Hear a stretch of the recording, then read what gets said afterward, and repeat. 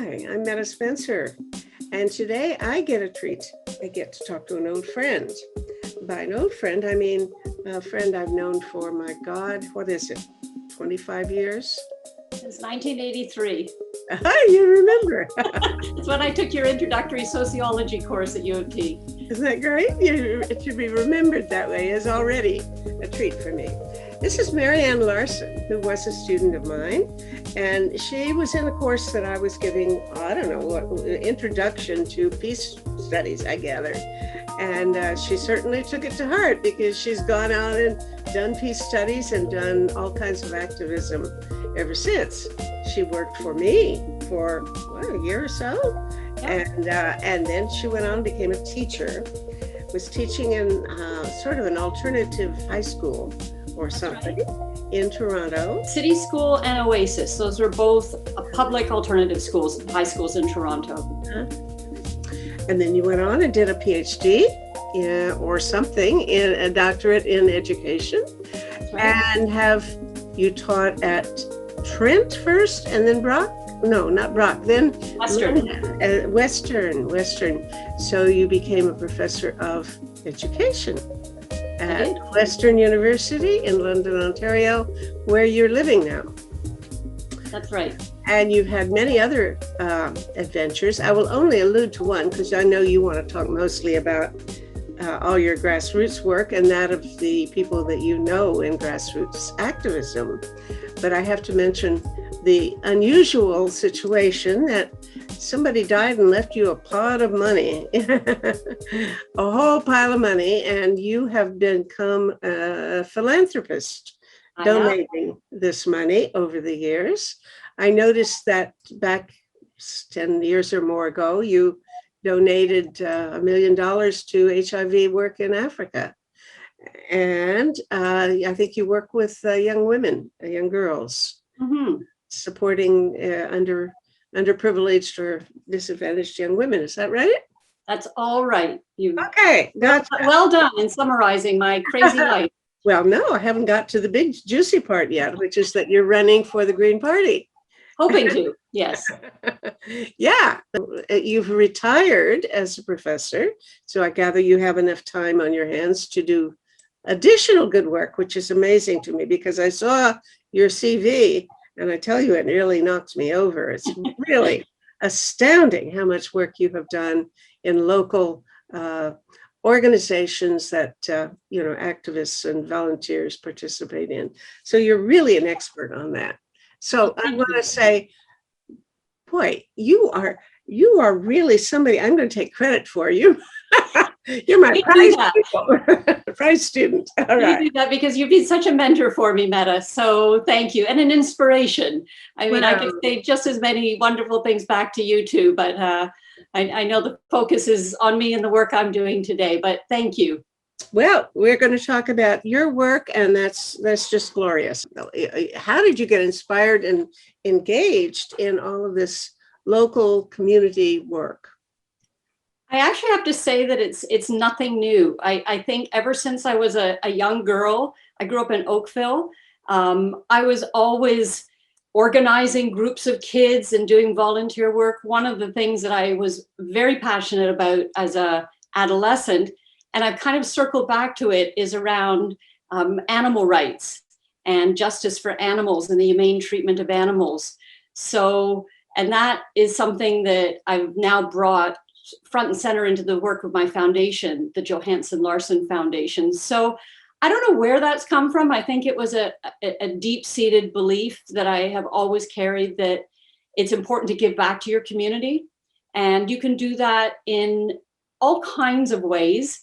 Some people are involved in high-level organizing and policy work and things like that. And other people are engaged in very ordinary volunteer activities to make their communities better places. And so that's what I've done virtually my whole adult life and since I've been an adolescent. How do you mentally manage such a CV? Well, again, a great question. And it brings to mind two things. When I applied to be a candidate for the Green Party for the next election, I had to think about that and think about what it is that is motivating me to run for the Green Party, and how I would define myself. What is the story I want to tell about myself? And then the other sort of time when I've had to do that is when I've gone up for tenure. And so you have to prepare a tenure application and then promotion. And I was promoted to full professor. And I had to think again, what is the story I want to tell about me and the work that I do? And in terms of the activist work, I think there are threads that have just carried right the way through. And largely they have to do with justice. And we can talk about environmental and ecological justice as being a big part of what I do. Justice in terms of human-animal relations. And that's what I mentioned earlier. Sort of that goes back to my adolescence. And then thinking about social justice. And I really haven't wavered. I haven't changed. In fact, as I've gotten older, I feel like I'm going back to my early activist roots where I didn't really care about who I would offend when I spoke out about things to do with acts of injustice or unfairness or inequity. I don't care anymore. I just think it's important that we do stand up for these things. And that kind of feels to me as if it's a united framework. Although there's many different activities I've done. I, have done volunteer work with refugees, supporting refugee resettlement here in London, and also work with ESL volunteer work with mentoring newcomers to Canada, refugees and immigrants. Mm-hmm. And I see that work as equally as important and related to the educational work that I've done, the work around the environment, and so on and so forth. Yeah. One thing is, let's talk about your candidacy. Sure. Because I think you are running for the Green Party, and I gather that you, if nobody else wants to apply for this role, you will be acclaimed. There's no need for an election because you're the only candidate. I thought there was didn't you say there was another candidate early on? Did that person? There was, but that person withdrew, and apparently they decided to try and run in another riding. Your hat is in the ring still. It is right now. So I'm not the candidate just yet. As of June 12th, nominations will close. And between now and June 12th, if somebody else decides to apply to be the candidate in London West, that's the riding that I live in, mm-hmm. then there will be an election by Green Party members in London West. But if nobody applies between now and June 12th, I'll be acclaimed. So I can't call myself the candidate just yet. I'm the nomination contestant. Is that the word for it? Okay, I would have called it a candidate to be a candidate or something. Candidate in waiting. Okay, well, let's hope you make it. And I'm wondering, what does a candidate in waiting, or what do you call it, a nomination contestant? What do you do? Do you go around trying to? Do you hire a brass band and march up and down the main street? What do you do to be such a thing? Well, things are different because of COVID, obviously. But I've got to get my name out there. I have been in touch with Green Party members here in this riding to let them know who I am, what I care about, why I'm motivated to run in this riding.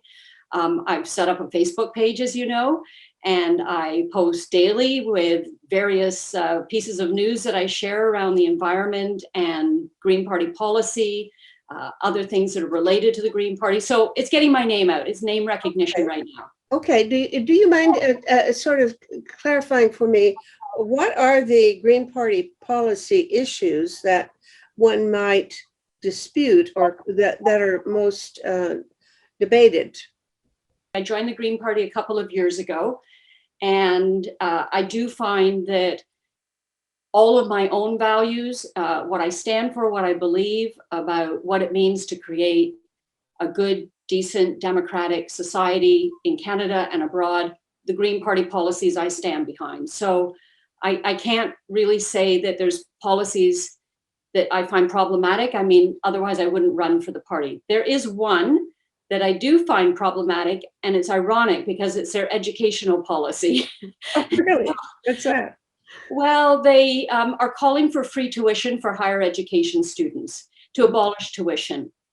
And I actually know from the research that if we're looking at that from an equity perspective, in other words, to make higher education accessible for young people who otherwise might not be able to afford to go on to university or college, abolishing tuition is not the best way to open doors.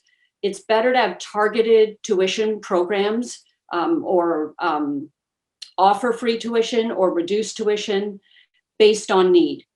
To offer free tuition right across the board, regardless of one's socioeconomic background, is very expensive, and it doesn't always result in the best equity outcomes in terms of bringing in young people who, as I said, otherwise might not be able to go to university or college because of their economic background.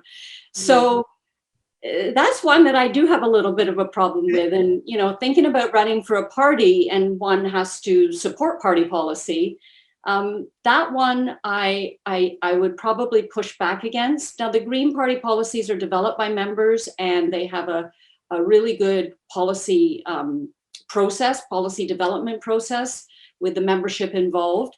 But I would say there are no other Green Party policies that I wouldn't be proud to stand behind. Now, what would happen if, in fact, you have qualms about that, and you're in an all-party candidates meeting, and somebody asks you, "What do you think about this?"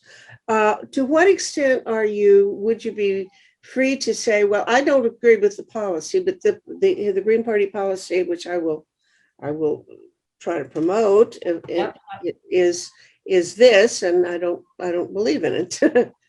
Can you do that? Yes, and it's the only party you can do that because we don't have a party whip. All the other parties have party whips, and you probably are aware, and other listeners to this program, that party whips literally whip party members into shape to toe party lines. It's interesting. I have this book here that I've been wanting to read for a while. I got it from the library, and it's called Tragedy of the Commons, and it's exit interviews with MPs who've been turfed out of political parties, namely, I think, the Liberal and Conservative parties, for not towing party line. And I think we see that very clearly with the current federal government, the Liberal government right now. If you do not toe the party line, you are either demoted or kicked out of caucus, and have to become a backbencher. That is not the case with the Green Party. They do not have a system like that.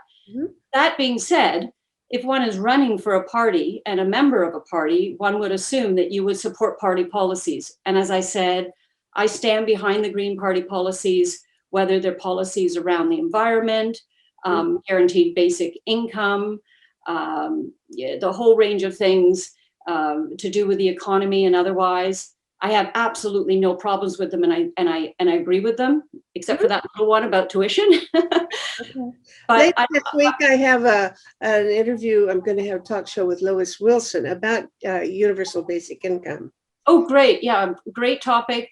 The NDP's come a long way with that, but I think the Green Party policy, I haven't got my Green Party hat on right now, is stronger about a guaranteed livable income. And there's been people working in that area for decades with solid research about the outcomes of guaranteed or basic livable income programs. Yes, I've seen some of that research, and it's impressive. It is. Now, back to this education policy, I noticed that the U.S. now, I believe it's Biden officially, and I could be mistaken, but it was only a day or two ago when I was falling asleep that I heard this or something, but that the community college, he's promoting the idea of having all community colleges be free. Now, I heard somebody else say that that wasn't necessarily the best solution, because you want to have also better access to universities, that a community college can be kind of a dead end, and it may be a place for, and maybe that's more in the US than here, I don't know, but that it may largely be remedial, people who should have got better training in high school, or they forgot it along the way. And it doesn't necessarily lead to better jobs or directly funnel into other higher institutions. Right. Education. I'm not sure that's the case in Canada. I know that community colleges in Canada offer many programs that lead to higher levels of employment than quite a few university academic programs. And that is not to suggest that community college programs are not academic. And I can think right now about the shortage in nurses and PSWs, and the community college here in London is offering free tuition for people who want to become PSWs, personal support workers. So there's I think there's a very important role in society for community college. And I know a number of people who have university degrees that have then gone on to do a college degree or diploma in order to increase their employability. Oh, really? That's interesting. Yeah. Yeah. What kind of field would that be? I'll follow up then. A whole range of things. It could be project management, sort of business programs, some things in the healthcare sector, even people who then make a complete shift from what they did with their undergraduate degree to go into the trades. So it ranges, but I think there's a really important role for community colleges in both Canada, well, everywhere for that matter. I was going to say both Canada and US. I'd be interested in your work with refugees. One of the programs that I've been involved in for 2 years now is called Circles, Bridges Out of Poverty. I don't know where it was founded, somewhere in the US, but it's a program that's being taken up in many communities across North America. And basically what it does, it's an initiative that brings together people who are on Ontario Works in Ontario, formerly known as welfare, who want to make a change in their life. They want to go back to school, get a job, get off of government assistance, and turn their lives around. And they are referred to as leaders. So the idea is that they're taking leadership over their lives. They have a plan, they have an idea of what they want to do, but they need support. Other people like me, for example, join and we're allies. And our job in Circles is to be an ally and to support the leaders to meet the goals that they set out for themselves. So before COVID, every Monday, I would go to a local church here in London that provided a free meal for the Monday Circle group. And the Monday Circle group was about 30 of us, half leaders, half allies. And we had dinner together. We had dinner and we talked and we started to develop friendships and support and trust with one another. And then there would be an activity. There might be a speaker that would come in that would talk about community colleges in London, the community college in London and what programs they offer. One day we went down to the local library to see all the different services offered at the library. Another day we did baking together, something that we did together. And I can't tell you how transformative that has been for me and for so many of the leaders that I have come to know in my life, to hear the stories of what people who are really, really hard up and right on the edge of sometimes ending up on the street have been through and the struggles they've had. And then to listen to what they say they want to do and what they want to do to change their life, to better their life. And then to see that happen. Really? It's absolutely transformative. Can I share with you one story? Sure. I want to know how long a period of time we're talking about. Are you talking about watching people for 10 years or 6 months or what? It depends. I started Circles just over 2 years ago. So there were people who were in the program before I joined, and they are now not in the program because they've met their goals. Like, these are leaders and moved on and are successful in their lives. And there's other people that have joined more recently. So it really depends. How many are in a circle, or does it vary? Usually about 20 to 30, sort of half leaders and half allies. And it's really about understanding the systemic barriers that people face, people who are living in poverty, working towards eliminating those barriers or addressing them, but also just working at the same time to literally support them sort of move out of the stages of poverty that they're in and better their lives. Okay, so tell me about one. Okay, I'm going to tell you about Carrie. So Carrie is, I think she's in her late 20s, And if you met her, like she's a woman with lots of tattoos and piercings and everything like that, and a little bit, you might say, rough around the edges. And she has 3 kids. When I met her, one of her children had been taken away from her, was in foster care. She had 1 daughter who's living with her, and her son had been taken away from her and living with his father. Carrie was abused as a child, as an infant, terribly abused and put into foster homes, and went through the foster system, bounced from foster home to foster home, and then eventually was adopted by a relative in the family who raised her. And she has been a drug addict. She's lived on the street. She has tried to commit suicide many times. She has been at the bottom of the bottom of the bottom of the heap. But always she had this dream of being a baker. And so through Circles, she was able to complete her baking diploma through Fanshawe College here in London. She ended up doing nearly all the baking for the Junos. The Juno Awards were held in London here for a couple of years ago. And we helped to get Carrie an apartment. A bunch of Circles members, we got volunteers to furnish it for her. So she's now working full-time in a bakery here in London. She loves her job. Her daughter, who was in a foster home, is now living with her. She sees her son more regularly, and she still has her younger daughter with her. Her life has been completely transformed. And just to see that and to sort of be a part of that journey is amazing, because it's so easy to look at people who are down and out and engage in blaming them. They're not smart enough, strong enough, hardworking enough, whatever. But when you actually hear those stories about what, an individual like that's been through, I just see her through the lens of resilience, absolute resilience. If she were asked what was the most important contribution that this circle made to her, what was it that she needed to break this cycle of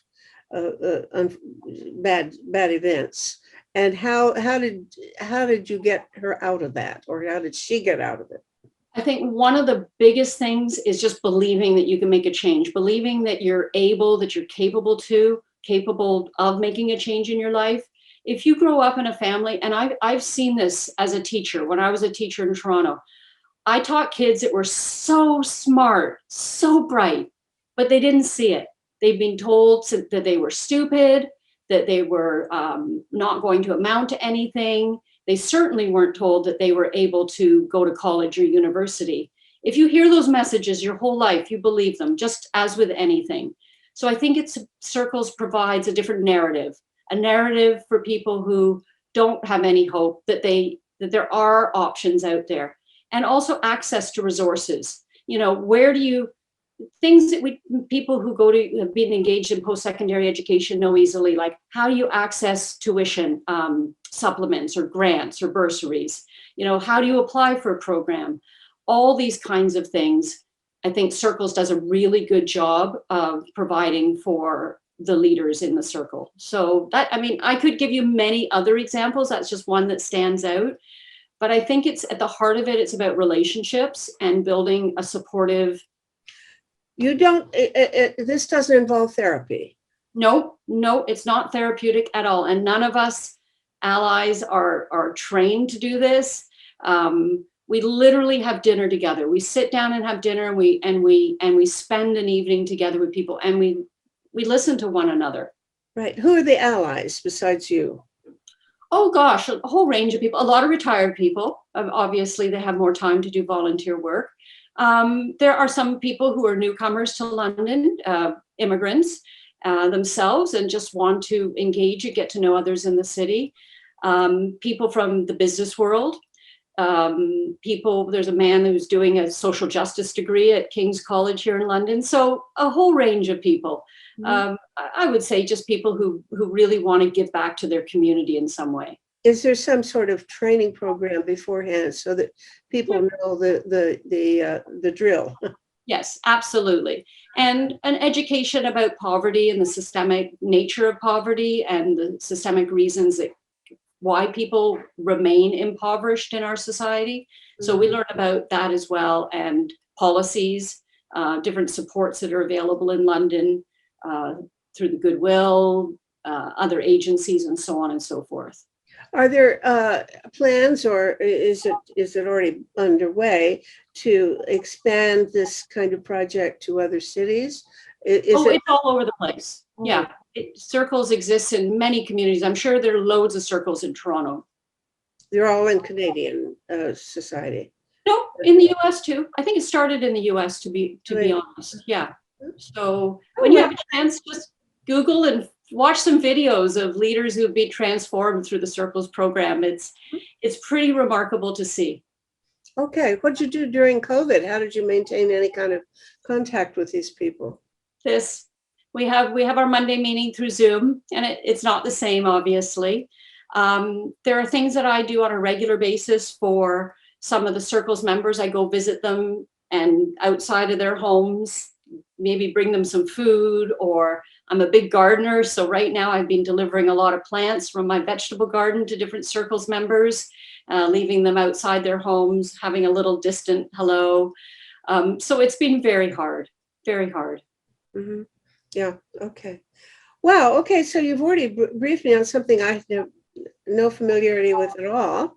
Now, tell me a little bit about the work with refugees. These are people coming into Canada from what kind of backgrounds, and what is your own experience along those lines with them?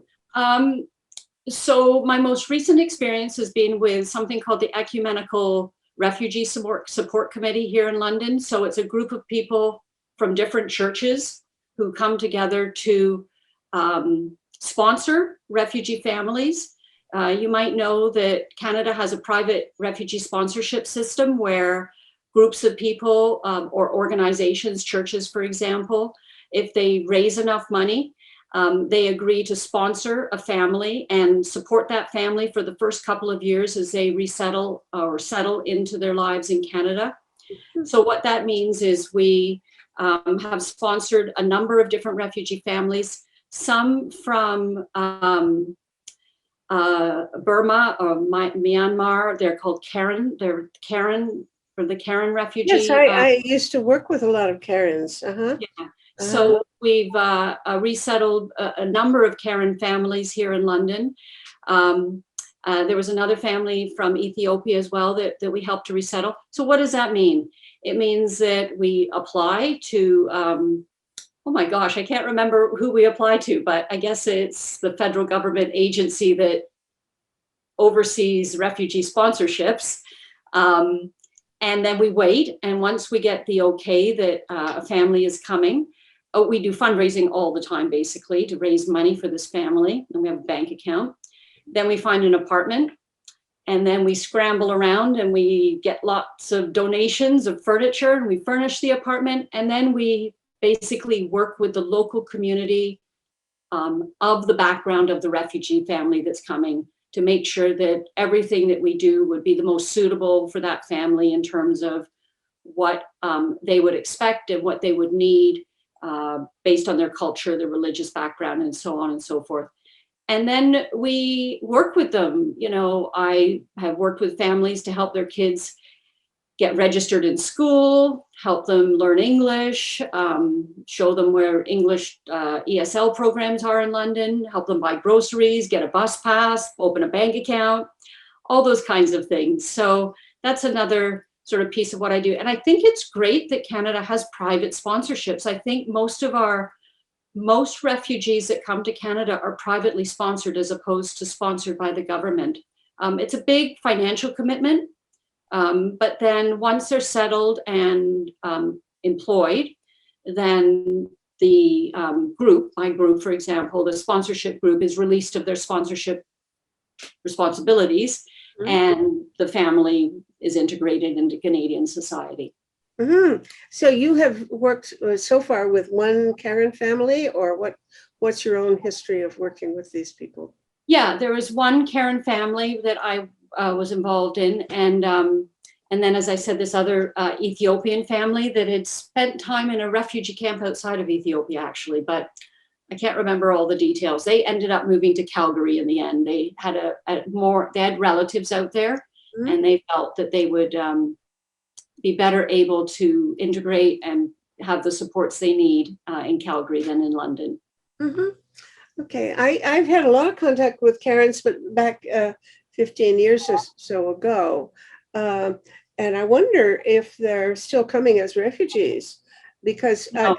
I think that Karen, they may have made a ceasefire, or probably they've given it a better name than that, but some sort of accommodation with the government.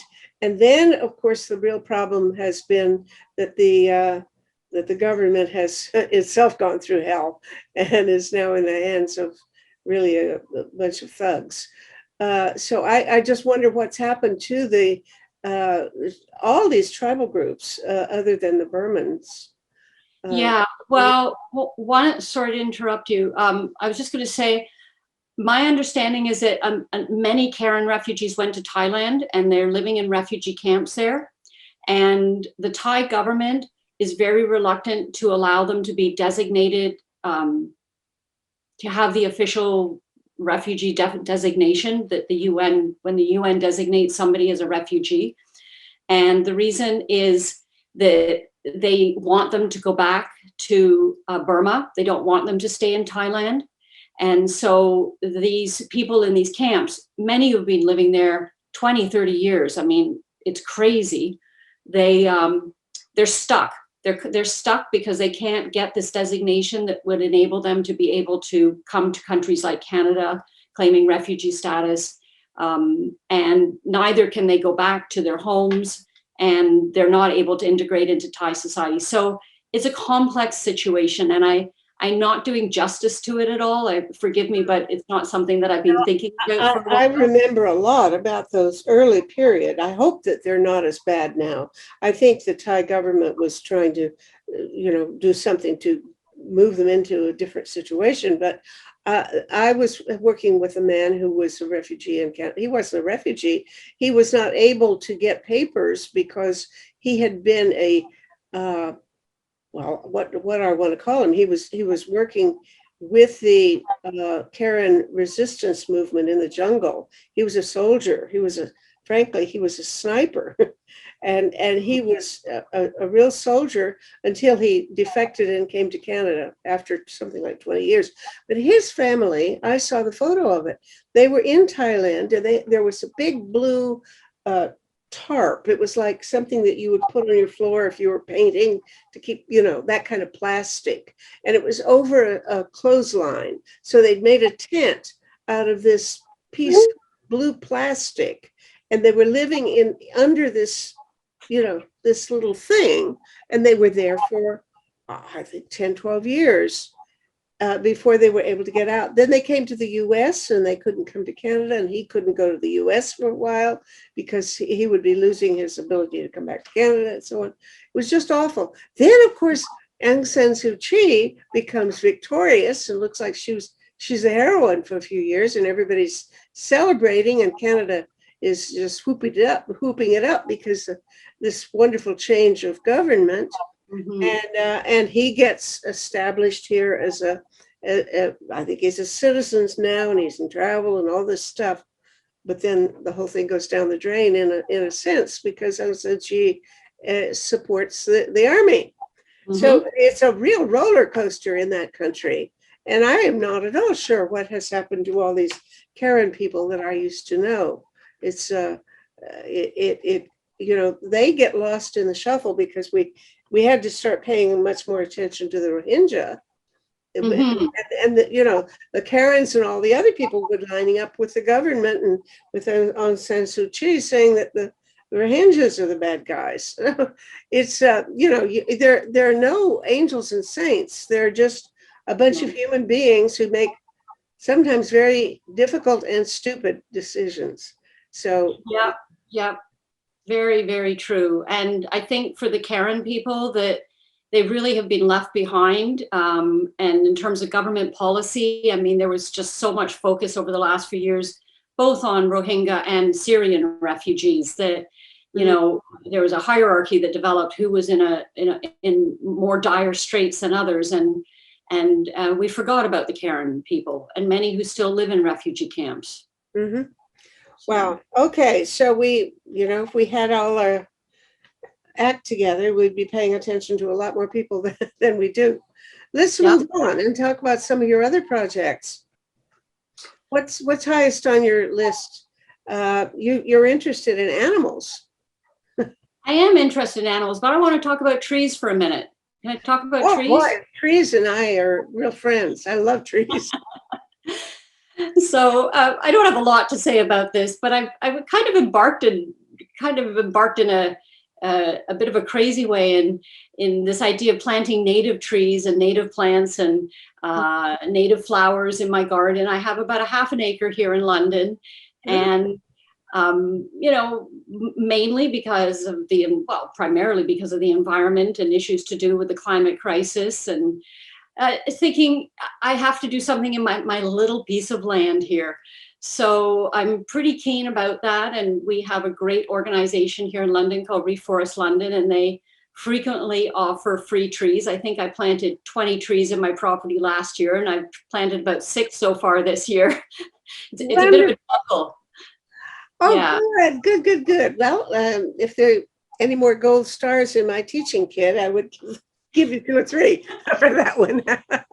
But I'm very concerned about what's happening out in BC right now in Fairy Creek. You probably know about that, and the forest defenders defending the old growth forests. There's about 3% of Vancouver Island that has these old growth, hundreds of years old trees, and some thousands that are being logged. And there are about 160 people out there right now, as far as I know, who literally are chaining themselves to these trees and doing what they can to protect them. So I think that's pretty awesome. I'd like to believe that if I was there, I would be there at Fairy Creek as a land defender, but I'm not. So the best I can do is plant a couple of little spindly trees in my own backyard. I saw a Facebook image that really was so arresting. It was a man lying sort of face down on the stump of a tree that had been cut. And he was, stretched out full length, but he only came about 2/3 of the way across the diameter of that stump. Yeah, so that tree had to have been 250 or 300 years old. I know. You think a critter that has lived that long and we come along and make toilet paper out of it? Sorry, but it's hard to tolerate that. But also, I'm really convinced that for global warming, the most important things that we can do, the most productive, affordable, and beneficial things that we can do involve plants, and not just forests, but also agriculture. That carbon enriching farming is the way to go. But certainly, a couple of years ago, I was very interested in the notion that came out of, I think, Zurich. There's a group of researchers there who actually tried to figure out how many trees there are in the world. Oh. They did scientific vision of certain plots and estimated from that. And so they figured out there are 3 trillion trees on the planet. And we need about 1 or 2 trillion more to bring our carbon back into the right balance. Okay. And, but to get 2 trillion more, to get 1 trillion more, we have to plant at least 2 trillion. Because they don't survive. Trees, you can plant them and they may or may not live. So question is, how can you plant 2 trillion trees? Well, Canada, I think, has promised to plant 2 billion. Well, a trillion is 1,000 billion. So if another 999 countries promise to plant 2 billion trees, then we may get there. But I don't think there are 999 other countries. Right. So So my notion is, and the other problem is, you can't plant them just everywhere. I mean, who's going to go out to the top of a mountain where there's space to do it? Roads getting there. How are you going to get people to plant them and so on? Well, I think one of the things that we ought to be doing is what you're doing, which is turning our lawns into forests. Yeah, I agree. Yeah, and the lawns are extremely bad for the environment. They're terrible for the environment, for global warming, especially. Yes. And so I think that if we get rid of our lawns, and we should plant trees that are, as you've done, indigenous varieties, plant them close together so they can support one another. Support each other. Yeah.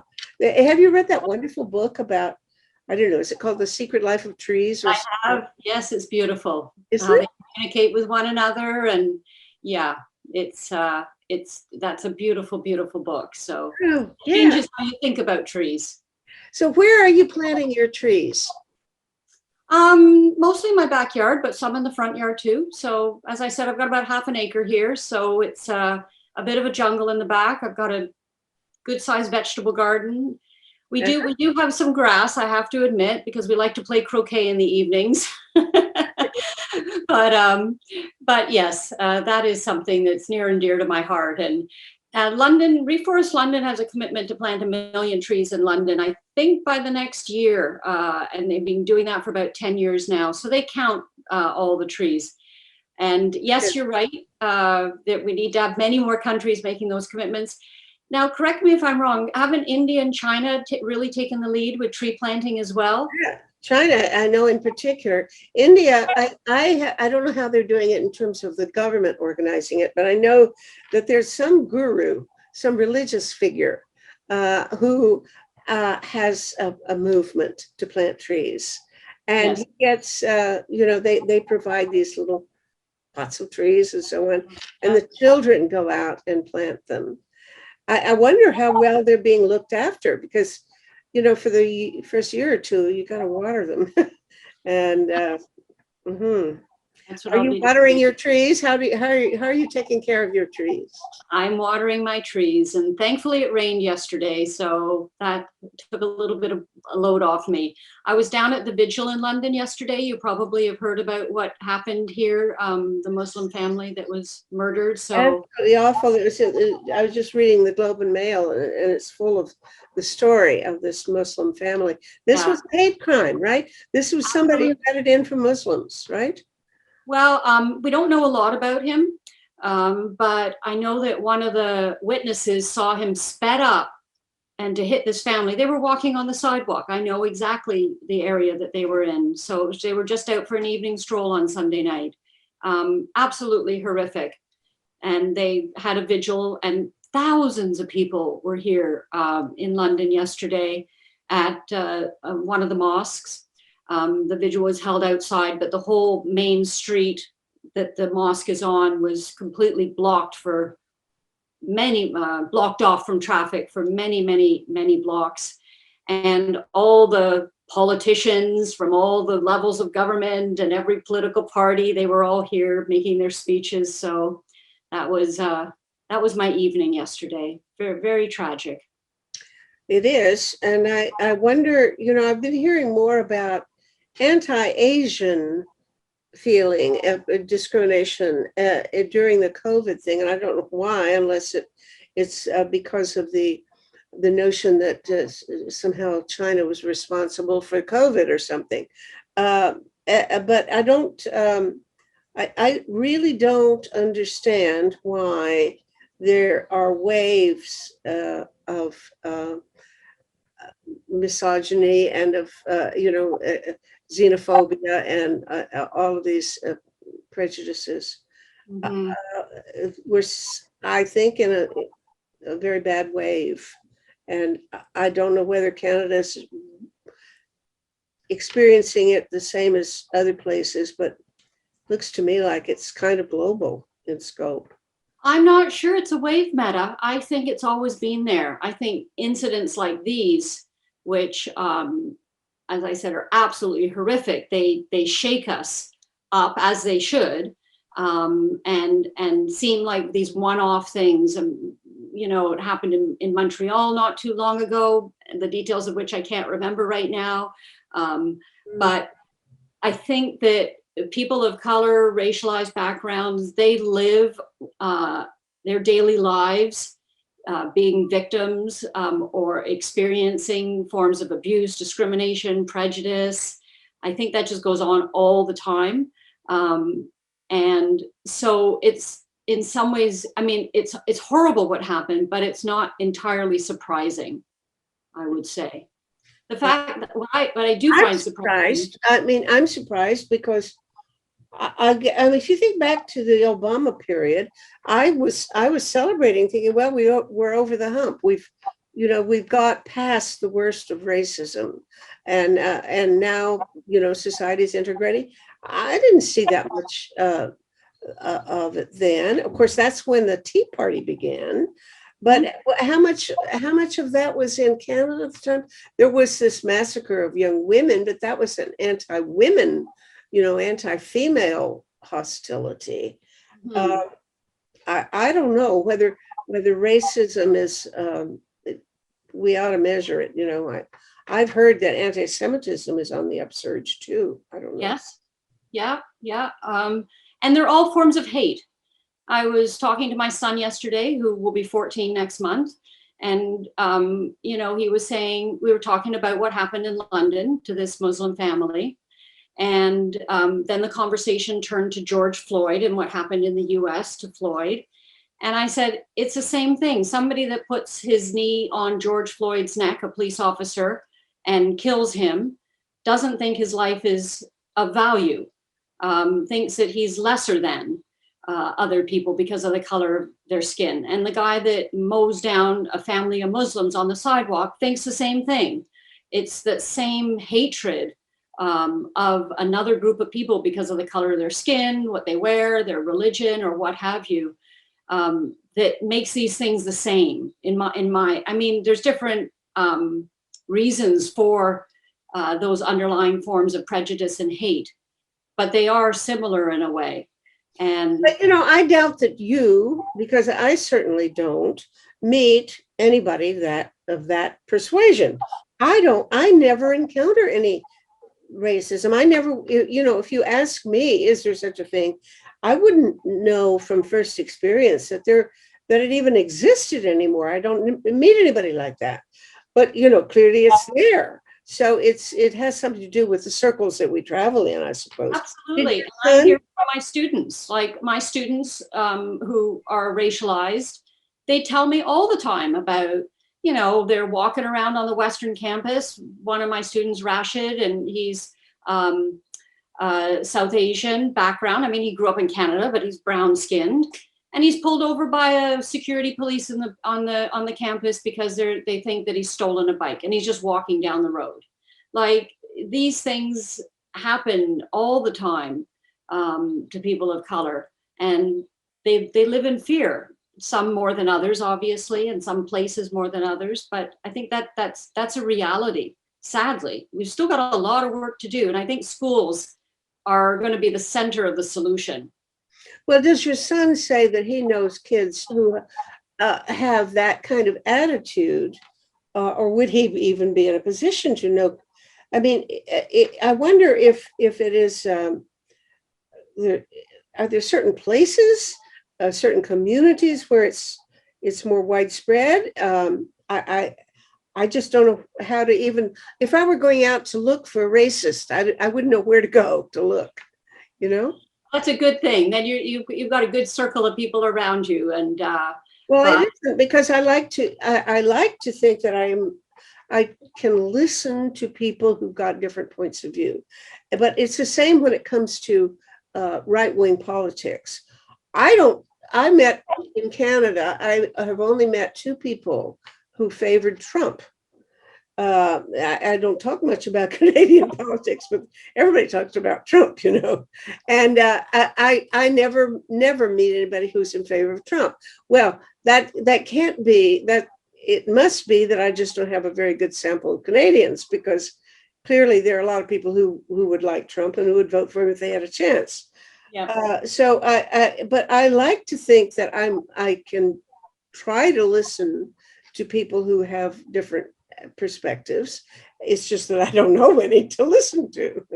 Tell me about your work, because somebody left you a pot of money and you are now the big philanthropist lady in town, right? I call myself an accidental philanthropist. So I kind of fell into it. I love to tell the story about the background because it is such a great story. So my father immigrated from Denmark to Canada in the 1950s, and he made friends with a number of Danish immigrants at the time. One of them was a man called Bojer, B-O-J-E, Bojer Johansen. And he was quite the character. And always had these various schemes of how to make money. One time he brought a bunch of folding bicycles from Denmark and sold them in his front yard in High Park, Toronto, and so on and so forth. But Bojer had a lifelong relationship with a woman who was Cree, Rose, and they ran a store up in James Bay, which is the foot of Hudson Bay, for many, many years, a big kind of department store, the only competitor to the Hudson Bay store. And they made a lot of money, a lot of money. And he just put it basically under his pillow. He didn't know what to do with it. He just kept making lots of money.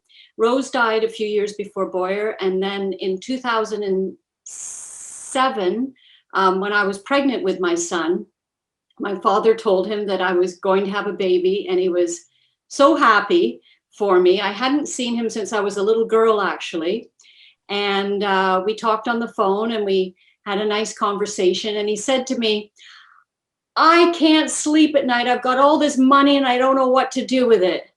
And I said, oh, be quiet. I said, come on, if I had all that money, I'd just give it away to charity. Like, stop complaining. So the next day he called me up again and he said, I like your idea. I'm going to give you all my money and you just do what you want with it. Oh my God. So later that week, so I gave him my bank account number and he transferred the money. He actually had some of it in a bank account. $3 million appeared in my bank account. And I couldn't quite believe it because I didn't really know how much money he had. But in any case, sadly, he died shortly thereafter. I think he knew he was dying. He wasn't well at the time. And I decided in his honor, rather than just give the money all away, to start a charitable foundation. The foundation is called the Johansen Larsen Foundation. Johansen is his surname, Larsen is mine. And for the first 10 years of the foundation, our mandate was to provide funding to educational programs for marginalized children and youth and educational programs around the humane treatment of animals. We went through a strategic planning review process last year as a board, and we've broadened the mandate ever so slightly. Right now, our mandate is to enhance the lives of those marginalized in our communities, both human and animals, through supporting what we call inclusive initiatives that foster learning and well-being. And we have 3 priority areas for what we fund. We fund programs, learning educational programs for marginalized children and youth, for Indigenous people, and educational programs related to the humane treatment of animals or around what's called the One Health model. And I know you know about that, Betta, but it's thinking about the connections between human and animal health and human and animal well-being. Mm-hmm. That is so important, especially now. I think we're not, nobody knew about it until COVID came along. And I think the fact that, that COVID probably or maybe came from an animal, Yep. Made people aware of this. Yeah, we've got to think about the fact that viruses migrate from people to animals and vice versa. Yes. Too. Yeah. And so one of the planks in our platform for survival is to promote awareness of the One Health approach. That's great. Yeah, I think that is amazing. And I think it's really, really important. I'm going to have another conversation with a woman named Laura Kahn, who's an expert on that in another couple of weeks. She's ahead of something called the One Health approach, I believe it's called. And she's working on things like one of the odd factors of that is that when you have antibiotics and you consume it, and then you have waste products that go on the soil, the antibiotics get in the soil, and apparently it means that it's destroying certain bacteria that should be in the soil. Mm-hmm. So it affects the entire environment, not just the animals that are fed. Animals are fed antibiotics to fatten them, except where they pass laws saying they shouldn't do that. So, it has implications that would never have occurred to me. What is your connection to the One Health? Do you have anybody working on that, or what? Well, we've in the past and continue to fund a number of, so we as a foundation provide funding to registered charities.